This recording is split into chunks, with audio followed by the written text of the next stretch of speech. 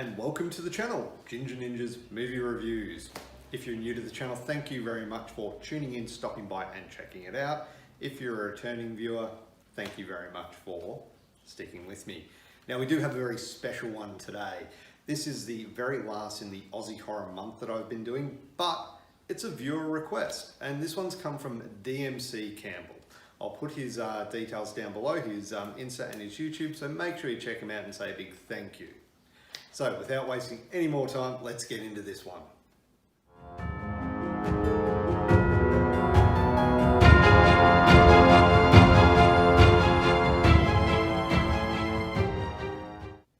Okay, and welcome back. So this week we're looking at Rogue.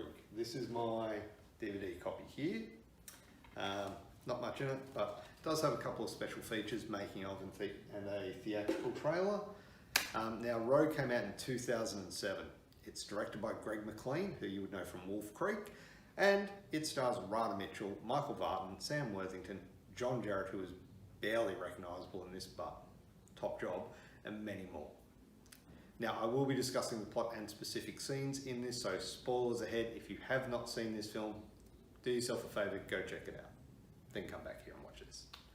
So an American journalist is on assignment in the Northern Territory when he encounters a man-eating crocodile whilst on a tour boat and trapped on a rapidly flooding mud island.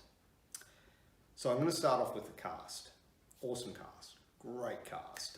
And when the shit hits the fan in this film, you can feel the fear oozing out of these people. Now, these are not your they're not action heroes. These are just your everyday people, ordinary people, no, super skills, they're not kung fu, they're not John Rambo, anything like that. These are just ordinary people. And you can feel that in the build up to these characters. And one thing I will note, which felt a little bit off to me, was some of these characters did seem to have a bit of a backstory that was hinted at, but wasn't developed. And that goes into the writing. So the storyline in this movie is really good. It doesn't let up. It starts off, you see hints of what were to expect. Man-eating croc, crocodile caught here, crocodile there. And these newspaper articles that you see are quite old. So you think, okay, well, people are being safe now, but, well, we know what's coming. But like I said, the writing of those characters, I don't know, it felt a bit hit and miss. Like I said, I felt there was more to some of those characters that was hinted at but wasn't explored. Now, whether that comes down to the writing or the editing, the length of it, they couldn't go into it too much. Whole those things could come into it, but the writing was top notch. Directing and cinematography of this movie is outstanding. Greg McLean's he shoots the Aussie outback beautifully. He really captures the stunning landscape of the Australian outback, especially in the Northern Territory. Some of the shots that he uses are absolutely stunning. The angles that he uses, and look, I'm gonna discuss a couple of scenes here nearing to the midway point of the movie, which will contain spoilers, so skip this part. All right, you've been warned. So there's a scene where they're crossing a rope suspended between two trees. Now they need to get across this, but all through the movie, they've been talking about how high crocs can jump out of the water. So you're expecting, okay, we know what's gonna happen here. But the way it's shot, you get that feeling it's building up to it, But, is there a payoff? Well, let's not spoil that part for you. But the way, like I said, the way it's shot, it builds that tension super well. The next one I want to talk about is when one of the characters is taken by the croc. You see the croc thrashing underwater with its victim, and it just looks great. It's a really well shot scene. You see the bubbles and everything, but you see the movement of the croc. You see the croc, you see the person, and look, it's amazing. I don't know how much was CGI and how much was actual physical effects. It looks that good. So yeah, and that does lead into the effects. So I'm going to start off talking about the use of sound in this film.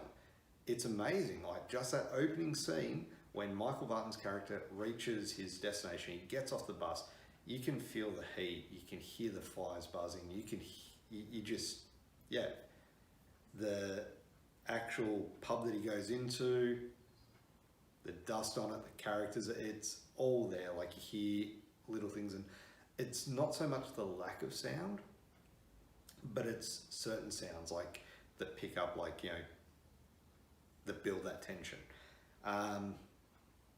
There's no big jump scares or big sounds to emphasize a jump scare that's coming. Like there are a few jump scares as such, but they're not, you're not gonna crap your pants scare, okay? And it's not accompanied by the usual Hollywood loud noise, which is great because, you know, if you're out in the outback, you're not gonna get that. Well, you know what I mean. And the special effects for the crocodile are really good. Like, without a doubt, they use CGI for this croc. It's a huge crocodile, but it's well done. It's not too much. It's very muted in its use. That's probably the best way I can describe it. Now, one thing I didn't like about it was you see the crocodiles moving usually, and this one just didn't quite move. I mean, maybe that's due to the size. I don't know. I'm not a crocodile expert, but it looked good. Like it really did. The scales on it, the way it moved in the water was good. There was just, you know, one scene where it's walking along and it's very thuddy. And I mean, you know, like I said, no crocodile expert. This was a big croc. I'm assuming it's probably going to move pretty slow, but it did give off a bit of a dinosaur vibe too. So that was pretty cool. Now, finally, rewatchability. Would I rewatch this? Oh, you bet I would. This is a good movie. There's not a lot of blood and guts in it, but it's that tension that it builds up throughout the film. The landscape, the way it's shot is all beautifully done.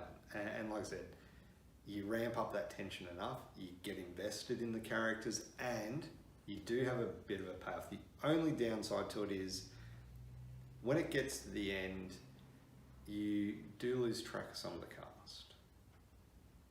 Okay, so you're focusing on the two main characters, Rada Mitchell and Michael Vartan. And of course, Kevin the dog. So there you have it. I would definitely rewatch this one. Now, overall, as a score, I would give Rogue 8.5 out of 10. It's a fantastic creature feature crocodile film. If you love those type of movies, you're gonna love this.